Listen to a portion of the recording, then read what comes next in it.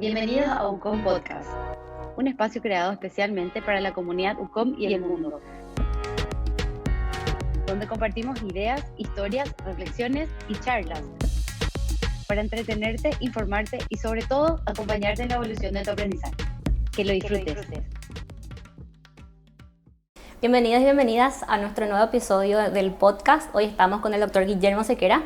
Te agradecemos un montón tomarte el tiempo y venir a conversar con nosotros.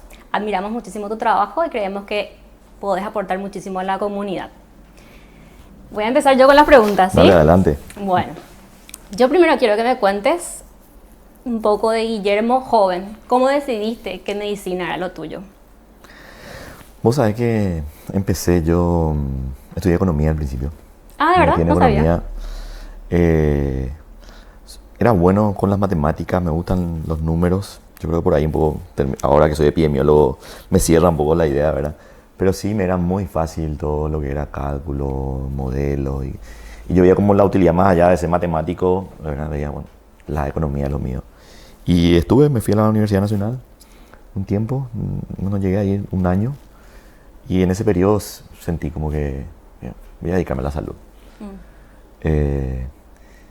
Pero bueno, hoy mirando un poco en el tiempo otra vez, veo como lo que yo quería era salud pública y es lo que fui haciendo un poco después, ¿no? Salud pública, epidemiología. Fui descubriendo eso con el pasar del tiempo, porque la carrera de medicina en sí es muy biomédica, ¿verdad? Como, por lo menos como se enseña acá y en el mundo en general, ¿verdad? Y está bien, ¿verdad? Una perspectiva de la salud, de enseñar salud y de curar. Pero ese enfoque poblacional y todo esto lo fui descubriendo después. Sí, simpático es como a veces los puntitos de nuestra vida no se alinean hasta que pasa un poco el tiempo. Entonces, en retrospectiva, sí ves cómo converge todo. Pero hasta yo también seguí otra cosa y después otra cosa y finalmente hice neurociencias y ahí me fui. Uno va descubriendo, ¿verdad? A veces tampoco, y pasa mucho en los jóvenes, no tenés un estereotipo, ¿verdad? Porque te ayuda mucho tener un estereotipo de la persona. Mira un poco. Claro, no puedes ser lo que no puedes ver. Y no conoces, claro. ¿verdad? Entonces también es un descubrir a los 22, 24, 25 o 30 años, 35 años, vas descubriendo áreas del conocimiento, ¿verdad? De la formación, que están un poco alineadas a la tuya, pero que dan una perspectiva que te interesa, que te gusta y que por ahí no hay en tu país, ¿verdad? Y no tenés una referencia para decir de chico, eso yo quiero ser, ¿verdad? Durante la pandemia, vos fuiste una de las caras más visibles. Durante la pandemia, yo me repatrié durante la pandemia, sí. Entonces siempre, y aparte estaba embarazada, entonces siempre veía tus conferencias diarias, una época, de los números. Y viví contigo, por así decir, esas ansias, ese miedo a veces de cómo estábamos bien y luego explotó todo y de qué iba a pasar. Hablando un poco de esos momentos, de cómo conllevaste tener tanta responsabilidad durante ese periodo tan crítico en nuestro país. Bueno, a ver, la Dirección de Vigilancia tiene un poco de eso, ¿verdad? Hay muchas emergencias a nivel nacional, pero nunca en la historia conocida de esa dirección tuvimos algo de esa envergadura, ¿verdad? La epidemia de dengue, inundaciones, ¿verdad? Tuvimos la pandemia de 2009, que también fue grande para lo que fue ese momento, pero nunca lo que pasamos ahí. Y yo ni me imaginé, ni nadie se imaginó, ni nadie estaba preparado, ni yo, mira que me formé en epidemiología, en todo lo que es también alerta-respuesta, en todo lo que es vigilancia, medicina preventiva, salud pública. Creo que tengo una especialidad que va bien con trabajar en vigilancia en esa dirección. Un cargo que, entre paréntesis, te digo, yo pensaba hacer cuando tenía 50 años más o menos, ¿verdad? Me tocó coyunturas de la vida, ¿verdad? El ministro Mazzoleni me da la oportunidad de ser director y bueno, también tenía un equipo que me apoyaba. Yo ya trabajaba en vigilancia antes en ese equipo, ¿verdad? Y bueno, como un consenso también del equipo, sí, Guille, te apoyamos, andá, ¿verdad? Ahí vamos a ayudarte, ¿verdad? Hay un montón de áreas que yo tampoco no sé, ¿verdad? Y fue una decisión muy grande. Y bueno, una epidemia de dengue, pero bueno, llevadero, ¿verdad? Esto fue, hasta hoy me da un poco de ansiedad recordar aquellos momentos, inicio del 2020, ese primer trimestre, ¿verdad? De incertidumbre total. Y me escucho a veces, o la vez pasada leí un documento que yo decía en enero, de que tranquilo, puede ser que esto no llegue, como calmando, ¿verdad? pero después, 2 meses después, estamos diciendo todo lo contrario, ¿verdad? Para mí el periodo más duro fue ese primer semestre del 2020, enfrentar a lo desconocido, ¿verdad? Claro, tanta incertidumbre. La incertidumbre, la gestión de la incertidumbre, ¿verdad? Y no tanta incertidumbre porque era ver un poco qué pasaba ya en otros países. Nosotros tenemos la ventaja de ser un país bastante aislado, ¿verdad? Y ver un poco con un destiempo o en diferido muchas cosas de lo que ocurre en un mundo, en zonas más conectadas del mundo. París, Nueva York, Italia, ¿verdad? Que ya estaban teniendo la epidemia y nosotros veíamos por la tele, por videos que nos caían en el celular, ¿verdad? Terribles, algunos de ellos muy exagerados, otros tal vez falsos, ¿verdad? Pero nos daba una idea de lo que se venía. Entonces nos dio, yo creo, no era tanta incertidumbre, pero sí poder actuar anticipadamente, ¿verdad? No esperar tener casos para hacer cosas. Yo creo que eso fue lo diferente y que nos ayudó un poco para tomar medidas en ese primer semestre. Pero para mí era no poder dormir, era el periodo que mi señora estaba haciendo su maestría en Londres y estaba solo en mi casa, planificando el viaje para ir a visitarla, pero que tuvimos que suspender todo, ¿verdad? Pero era llegar solo a mi casa y me acuerdo ducharme, ¿verdad? Y llorar ahí, ¿verdad? Era realmente terrible. Fue creo que uno de los momentos más difíciles de mi vida, ¿verdad? Ese primer semestre.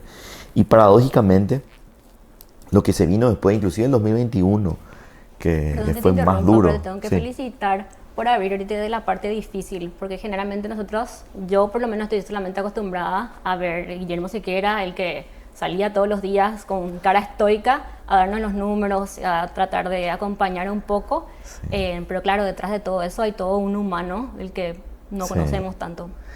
Y yo estoy también en una fase de reconciliar todo eso, ¿verdad? De no negar, ¿verdad? De aceptar un poco todo ese proceso. Va a llevar tiempo, ¿verdad? Pero estoy en un proceso de evaluación personal, a un poco ya a distancia del cargo hoy día y viendo un poco todo eso, ¿verdad? Y te cierro la idea anterior, ¿verdad? Paradójicamente el 2021, que fue un año durísimo, ¿verdad? De cambio de gobierno, cambio de ministro, ¿verdad? Cambio, no de todo el equipo, pero de bastantes personas en el equipo y tener 150, 200 muertes por día por COVID, ¿verdad? Imagínate que en un año habitualmente tenemos 30.000 personas que mueren al año, por todas las causas, accidente de tránsito, infarto, cáncer. En ese año murieron casi 50.000 personas, por todas las causas. Olvidémonos del COVID, ¿verdad? Eso ya para tapar la boca a mucha gente que decía, no, que el COVID inventamos, que la gente está muriendo de cáncer, infarto o de cualquier otra neumonía y le ponen la etiqueta COVID, ¿no? Y que yo cobraba por eso, ¿verdad? Multimillonario me tiene que haber vuelto. Pero ahí vemos como casi el doble de muertes de lo que hubo habitualmente, históricamente en nuestro país hubo en ese periodo, como si fuera que estábamos en una guerra, ¿verdad? Paradójicamente, ese periodo, no quiero decir que tenía más paz, era muy doloroso, pero ya estábamos ante algo que era un poco más conocido, ¿verdad? Ya estaban las vacunas que ya se estaban aplicando, ya aparecían los primeros antivirales, para el COVID, el Remdesivir y un montón de otras drogas. Estábamos entendiendo más, ya sabíamos cuánto tiempo era el contagio, cuáles eran las vías, ¿verdad? ¿Te acuerdas que antes comprábamos, qué sé yo, lechuga, tomate en el supermercado, después teníamos que lavar, después eso ya no hacíamos más en el 2021? Un montón de cosas que fue desescalar la incertidumbre, ¿verdad? Sí. Pero sí enfrentar la gravedad, que hasta hoy es muy dolorosa y muchas familias se quedaron con todos miembros de una familia, ¿verdad? Sí, así mismo. Pero también es importante, yo creo, resaltar que yo viví en 2 países durante la pandemia, en Estados Unidos y en Paraguay. Sí. Y mucha gente dice, en Paraguay se decía una cosa, después se hacía otra cosa. Lo mismo pasaba en Estados Unidos, porque era algo que no había ocurrido anteriormente en tal magnitud. Por ejemplo, lo de las máscaras, por ejemplo, era que no, después sí, no, y al final sí. Entonces uno iba con lo que, a medida que el conocimiento científico sobre lo que estaba ocurriendo sobre la pandemia y el virus avanzaba, se iban reajustando las indicaciones. Pero eso es un proceso totalmente natural de la ciencia, solamente que la ciencia se enfocó en gran medida en el COVID-19 para entender mejor, y ahí era como que todo se iba corrigiendo más rápido y vivíamos todo un poco más rápido. Y en tiempo real, ¿verdad? Claro. Las discusiones científicas siempre son así, ¿verdad? No es que uno es apóstata y un día es de esta religión y luego la otra y la otra estaba todo mal. La ciencia avanza así. y lo que hacen ciencia están reacostumbrados a tener su idea, su hipótesis, y que eso en un momento hay una cierta evidencia que te hace parecer de que eso es verdad. Después otro científico demuestra todo lo contrario y uno tiene que aceptar, ¿verdad? Y si no está de acuerdo, tratar de ver la evidencia superior a esa. Entonces esa discusión que puede ser factible en un ambiente científico y que se da todos los días, se volvió una discusión popular de Olimpia Cerro, ¿verdad? En las redes, ¿verdad? Y en los medios también, ¿verdad? Ahora nos dicen esto y ahora lo otro, ¿verdad? Como mostrando que ese cambio es inseguridad. Sí. Y no, es todo lo contrario. Sí. Es la seguridad, la ciencia derrumba, ¿verdad? Esas construcciones científicas de otros, ¿verdad?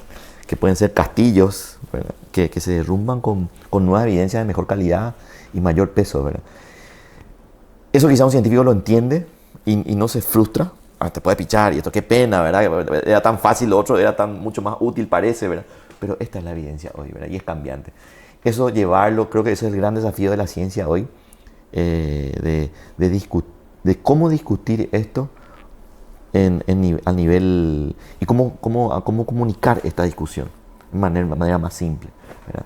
Yo creo que ahí es fundamental la discusión del método científico como tal, la herramienta del método científico de la población general, la utilidad del método científico en la escuela, en el pregrado, en el posgrado, ¿verdad?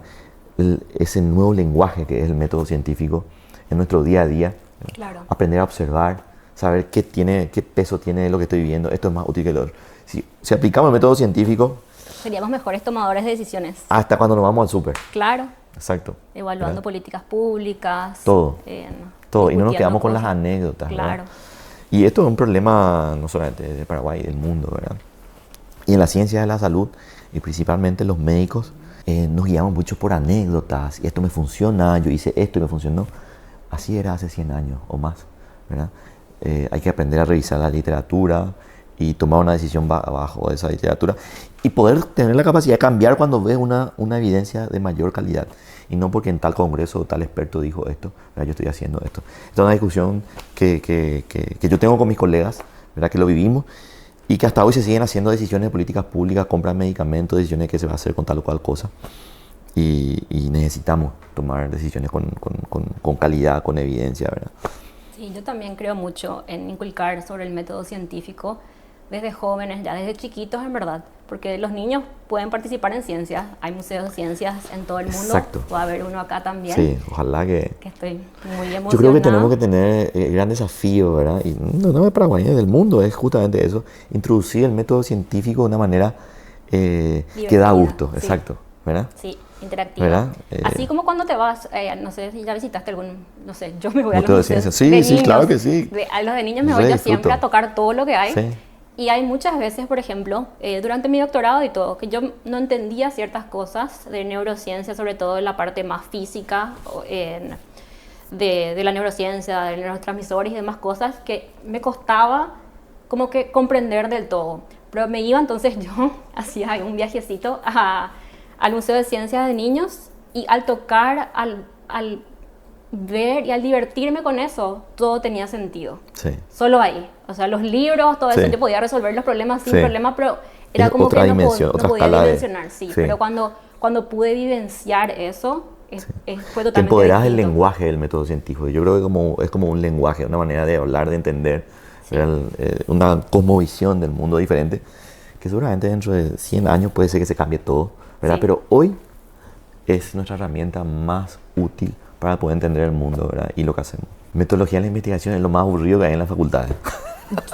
Yo sabía eso, entonces nosotros en la UCOM revisamos todo el programa para que sea más interactivo y que se ajuste un poco más a las expectativas. Sí, porque hacer ciencia es divertido, eso es lo que muchos no saben. Exacto. Ese es el mito que más quiero derribar, es que hay investigación es aburrido, que tenés que tener luego tu lab code para poder hacer ciencia y solamente ves ciertas clases de personas haciendo y que están muy desconectados con la realidad. Exacto. Pero hacer ciencia, todo el mundo puede hacer ciencia, no hace falta tener un doctorado. Así mismo. No hace falta necesariamente estar en la academia para hacer ciencia. Uno puede colaborar de diferentes maneras. Totalmente, hasta cuando se va en el súper, ¿verdad? Yo, por ejemplo, recuerdo cuando estaban en pregrado, o sea, haciendo la carrera de medicina, y me decían si yo quería hacer investigación, o sea, me parecía algo aburrido. Me parecía que era un grupo así súper selecto, del cual no tenía muchas ganas de pertenecer. Y no sé, no me llenaba, ¿verdad? Sí, hice algún esfuerzo, pero en realidad por una cuestión más social también, ¿no? Pero no tenía estereotipos que me interesaban. Y no sé, no me parecía re aburrido todo lo que relacionaba a la ciencia. Concebía y la perspectiva que tenía en ese momento de mi vida, ¿verdad? Para mí hacer ciencia fue cuando salí del país, ¿verdad? Y me codeé con científicos. Yo creo que hacer ciencia es codearte con el que hace ciencia, más allá de estudiar y investigar en sí, es esas reuniones o ese día a día con alguien que está haciendo ciencia es súper contagioso. Sí. Es súper contagioso, ¿verdad? Y bueno, la oportunidad que tuve, ¿verdad?, de hacer especialidad en Barcelona, todos hacían ciencia, todos eran investigadores, ¿verdad? Y yo me tuve que meter, pero por una curiosidad, ¿verdad?, que sí fue siempre el motor de mi vida, una curiosidad a la cual le introduje el método científico, ¿verdad? O sea, a esa curiosidad, la herramienta del método científico para mí fue fundamental. Ese motor que ya tenía, esa caldera ahí que estaba, ¿verdad?, por un montón de cosas, darle el marco teórico del método científico para mí fue fundamental. Y codearme, tomar un café o una cerveza, ¿verdad?, una reunión en un bar o reuniones con investigadores, yo creo que eso se contagia, ¿verdad? Y ese es ese es el espacio que yo creo que le falta un poco a nuestras universidades. Totalmente. ¿Verdad? Porque ahí se ocurre la mayor diseminación de la ciencia. No tanto en el laboratorio, no tanto, ¿verdad?, al lado del microscopio, ¿verdad?, o con la bata blanca, o no, y nada que ver justamente en esos espacios. Es cuando uno está haciendo ya el procedimiento, ¿verdad?, pero el contagio de la ciencia se da en otros espacios, ¿verdad?, que son más sociales, ¿verdad? ¿Y qué específicamente decís que las universidades tienen que hacer para fomentar ese ecosistema investigador? Primero hay que volverle cool a la ciencia, ¿verdad? Hay que darle su lado magnético, ¿verdad? No tiene que ser rígido, sin perder el prestigio. Yo creo que también el que hace ciencia, el que tiene ciencia, el que hace ciencia, tiene que tener prestigio en nuestra sociedad, ¿verdad? Tiene que cuidar eso. Pero también tiene que ser cool, ¿verdad? Tiene que ser transversal, tiene que tener esa capacidad de salirse de lo cuadrado, pues la ciencia también tiene su lado cuadrado, ¿verdad? Que es lo que más produce también. Pero tiene que tener esa capacidad, no sé si es la misma persona, pero tiene que tener personas que le hagan dialogar, ¿verdad?, en sus diferentes niveles con la sociedad para poder integrarla y que la sociedad se integre, ¿verdad? En el ambiente universitario, yo creo que eso, que se haga ciencia en todos los niveles. Tener profesores que estén investigando es fundamental y que no te hablen de investigación solamente, está bien. Están profesores que no van a investigar y está bien, pero los que están investigando no pueden estar encerrados. No. Tienen que estar conectándose con los estudiantes, de pregrado, de posgrado, ¿verdad? Hay que conectar al investigador con los estudiantes, ¿verdad? Y ver los futuros investigadores tienen que ver que ese investigador no es una persona antisocial ni nada. Claro, que lo hay, como en todo. Pero en todo hay, claro. Como en todo, ¿verdad? Pero también están los que no, ¿verdad? Claro. Y ese que parece que no es, mira, puede ser investigador, ¿verdad?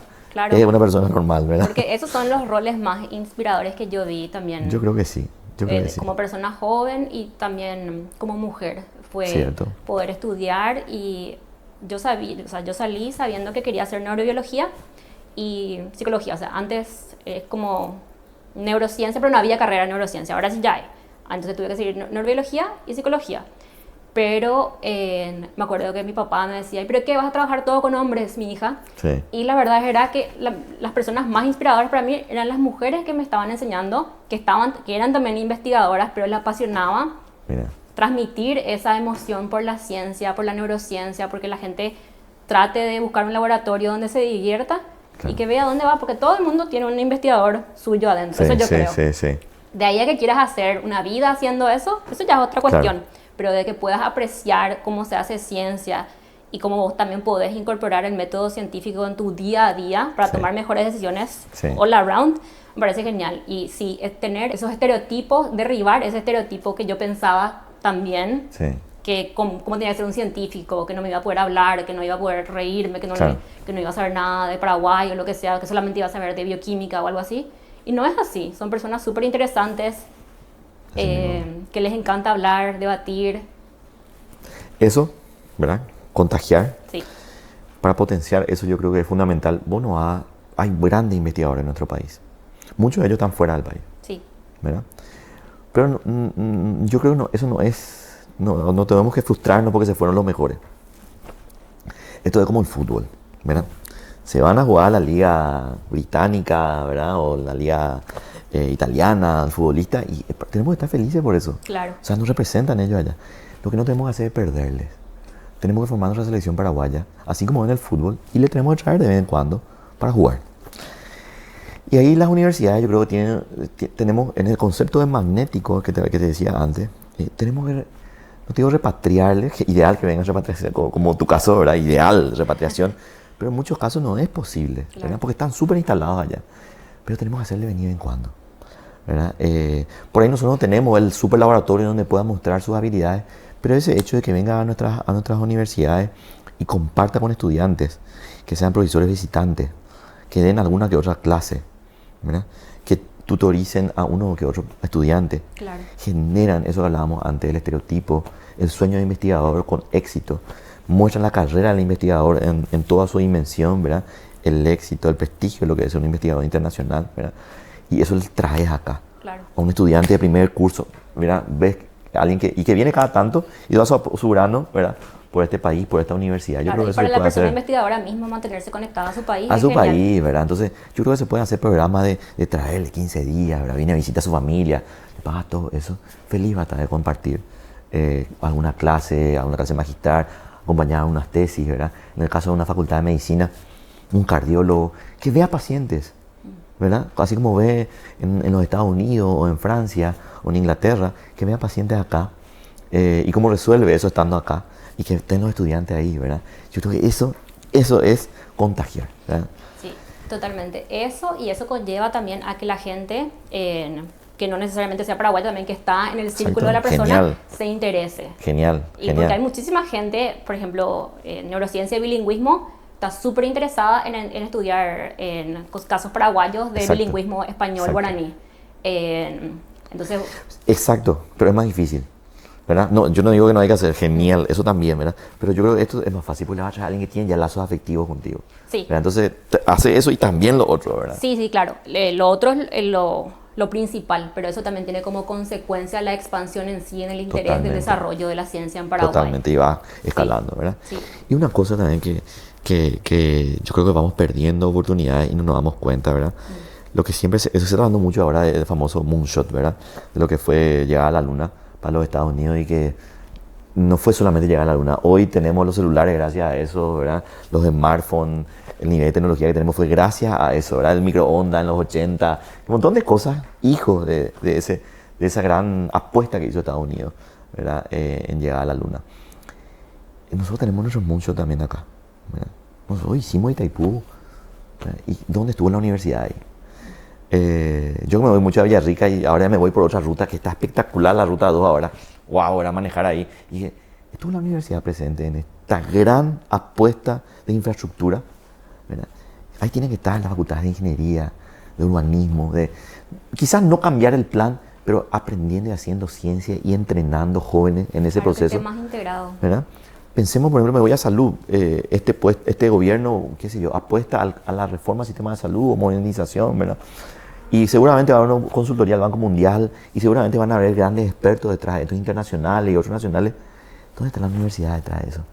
Tenemos que ser capaces de ver a la universidad vinculándose a los grandes problemas que tiene el país. Y que el gobierno o el Estado está viendo y está proponiendo soluciones, tiene que estar la universidad ahí. Sí, ¿Verdad? como Yo creo vínculo. que eso tiene que, sí o sí tiene que estar en algún artículo de la licitación, de qué sé yo, vinculado a una universidad, una o dos universidades, ¿verdad? Porque si no pasa el fenómeno, y que me pasaba a mí cuando estaba en el cargo, ¿verdad? Que es la universidad que te pregunta, ¿qué podemos hacer? ¿Verdad? Y tiene miles de problemas, ¿verdad? Entonces, vinculemos ya, hay grandes problemas, no hace falta rebuscar mucho, y si nosotros vemos dónde se va la plata del Estado, ya vemos los grandes problemas y los grandes intereses del Estado. Vinculemos a esas grandes inversiones para los próximos 5 años a las universidades. Claro, ¿verdad? sí, Yo creo totalmente de que- acuerdo, porque creo que una de las grandes críticas también de los jóvenes es que sienten que al estar en la universidad luego están un poco muy desfasados con las necesidades actuales del país. Y si la universidad ya tiene un rol un poco más protagónico, Exacto. eso no va a dejar de pasar y vamos a tener mejor salida Exacto. laboral, mejor todo. Y entrenamos bajo la realidad, Claro. ¿verdad? Resolviendo, intentando resolver el problema. Y ahí usamos el marco teórico que se enseña en pregrado, posgrado, ¿verdad? Pero mientras tanto, si no hacemos eso, es todo muy abstracto. Claro. Y algunos problemitas pequeños, ¿verdad? Pero de esta manera es tan productivo y ganamos todos, ¿verdad? ¿Vos decís que podríamos haber estado mejor preparados para una situación como la que atravesamos con la pandemia? Seguro que sí. Si teníamos un sistema de salud más eficiente del que tenemos, seguro que sí, ¿verdad? Igual ni las superpotencias ni los mejores sistemas de salud estaban preparados, ¿verdad? Una discusión muy en boga hoy a nivel global es qué es lo que es prepararse para una pandemia, ¿verdad? Si no sabes qué es lo que va a venir. Entonces, ¿cuáles son las probabilidades de lo que puede ocurrir? Y la ciencia ya nos venía diciendo de hace tiempo, ¿verdad? Que iba a ser un virus probablemente zoonótico, ¿verdad? Que viene de los animales, el que va a generar la próxima pandemia. Por eso hoy nos preocupa la influenza aviar, por ejemplo, ¿verdad? De ahí el mismo COVID, ¿verdad? El coronavirus, el nuevo coronavirus en su momento, ¿verdad? El SARS-CoV-2. El SARS-CoV-1 también la misma historia, ¿verdad? Vino de un animal. Y como recordarán también en el 2009 lo de influenza, ¿verdad? Siempre está metido el abordaje animal, entendiendo que la cuestión de la salud no es solamente humana, ¿verdad? Entender la salud animal, las plantas, la tierra, el agua, todo, ¿verdad? Una salud que le llaman. Entonces, ese abordaje es tan amplio, ¿verdad? Tan complejo, que cuando nos dice tenés que prepararte, ¿y qué, verdad? Una cosa es tener cama de terapia intensiva, médico y todo esto, pero hay diferentes niveles que están en discusión, ¿verdad? No me voy a poner a discutir ahora y describirte todo, pero es complejo. Se vio que lo que se decía hace 15 años, hay que prepararse, y estas son las características para prepararse. Se vio que los países que estaban preparados, súper preparados, el rendimiento no fue muy diferente de los que no estaban preparados. Entonces, estas herramientas para prepararnos son útiles o no. Esta visión de prepararnos es útil o no. Eso está en discusión hoy en el mundo. Y bueno, es un desafío. Obviamente, tener un mejor sistema de salud y dando un paso más amplio, tener un mejor sistema de protección social, donde salud es una pata, ¿verdad? Es lo ideal, ¿verdad? Nosotros teníamos una deuda de miles de años ya casi era, pero de decenas de años de desarrollo en salud. Imagínate que teníamos 270 camas de terapia intensiva y teníamos que tener como mínimo 600, 650, ¿verdad? Y es en la pandemia, o gracias a la pandemia alcanzamos ese mínimo recién. Para adultos, para niños no alcanzamos. Para adultos. O sea, la pandemia a Paraguay le dio la oportunidad de tener el mínimo de camas de terapia intensiva que tiene que tener como país por millón de habitantes. El mínimo. El resto del mundo, ¿qué hizo?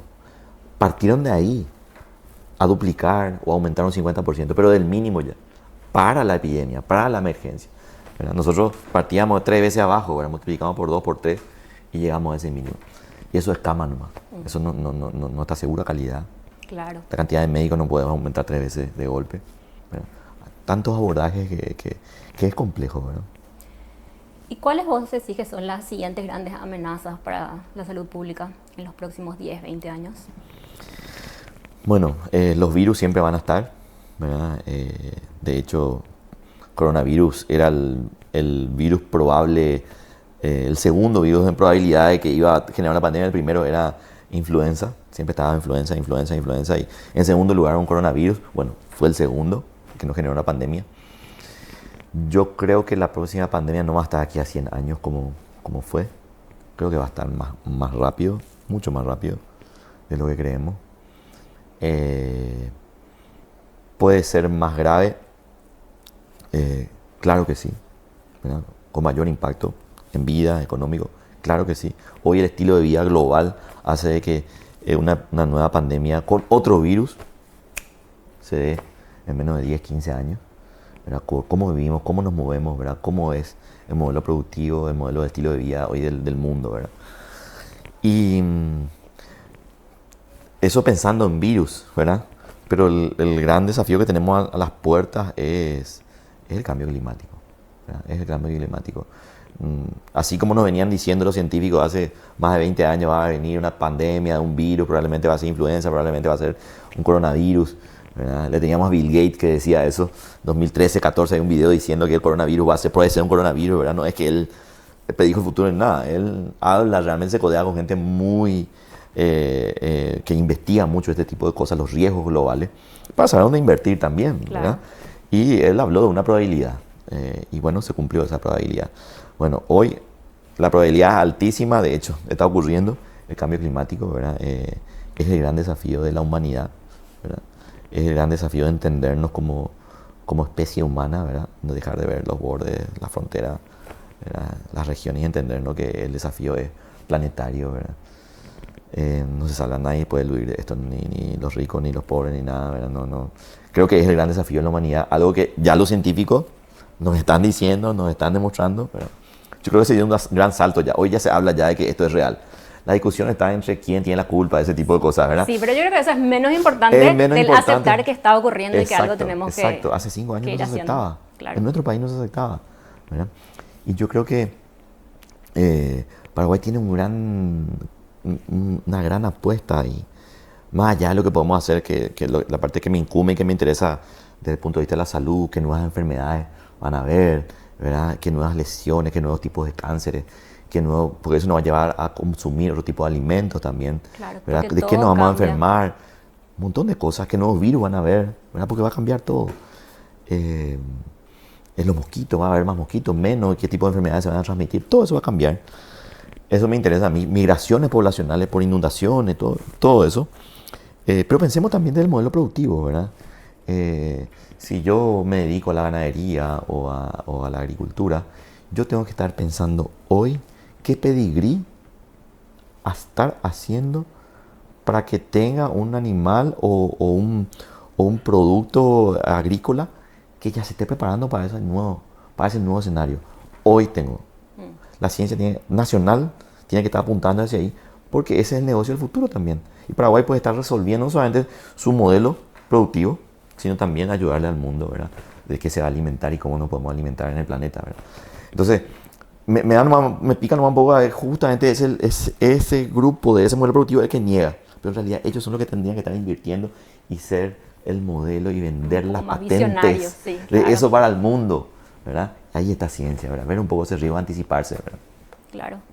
Sí, y hay que también, yo creo que es importante contextualizar el efecto del cambio climático, porque que por regiones puede ser distinto.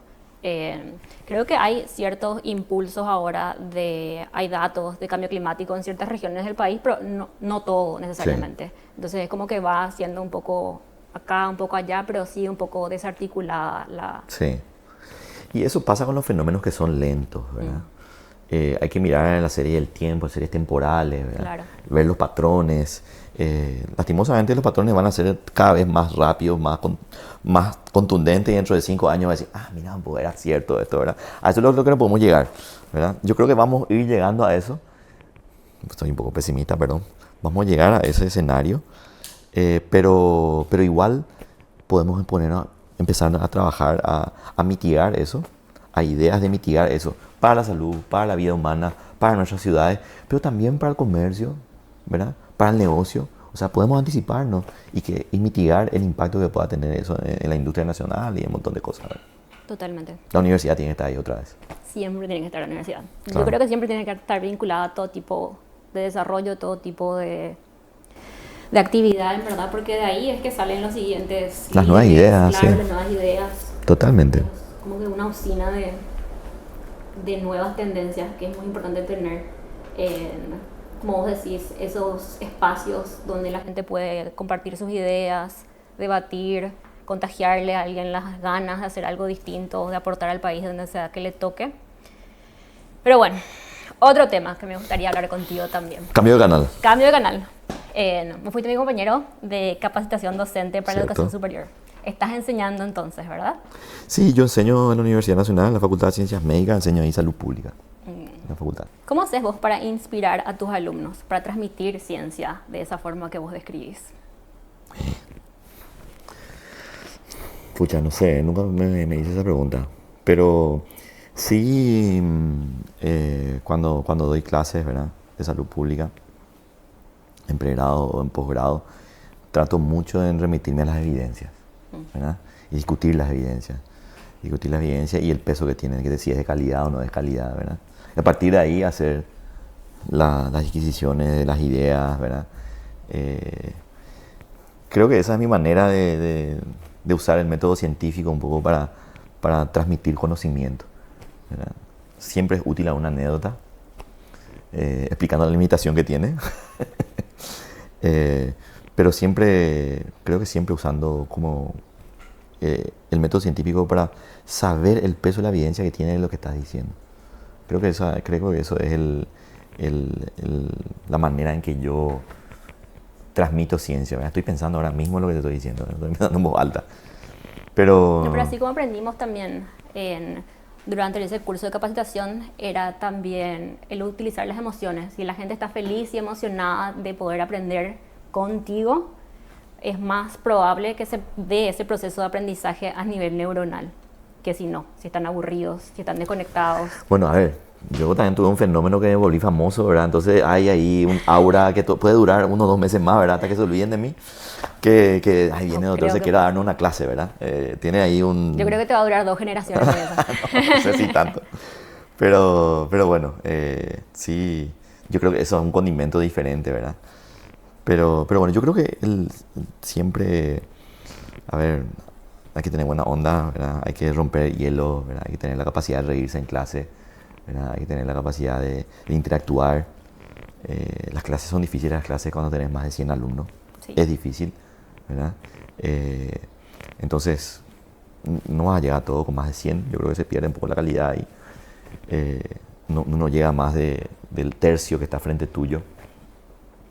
Algún que otro que está detrás. Entonces tiene que tener la capacidad de mezclarse, de bajar el nivel de no muy técnico de las cosas que uno dice. Decirlo técnico y decirlo de una manera no técnica, ¿verdad? Siempre complementar. Eso es todo un arte.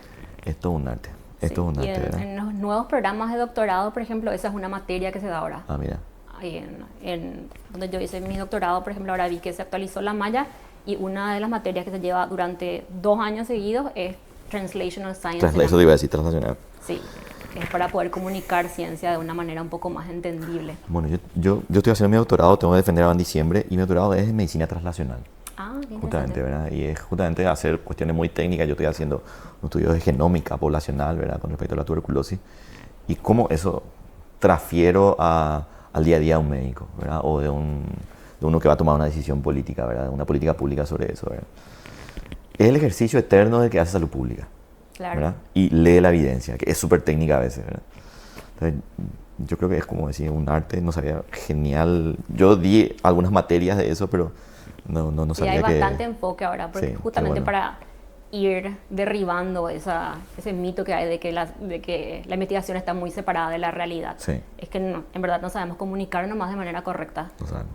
Y de manera que le sirva al otro. Y ahí está todo lo de la visualización apropiada de datos, sí, que me imagino vos estás súper acostumbrado porque vos tenías que mostrar las barras ahí. Igual hay cosas que yo no sé hacer, ¿verdad? Y recurro a un matemático, claro, así sé más o menos para dónde va. Eso es lo hermoso de Translational Science. Exacto.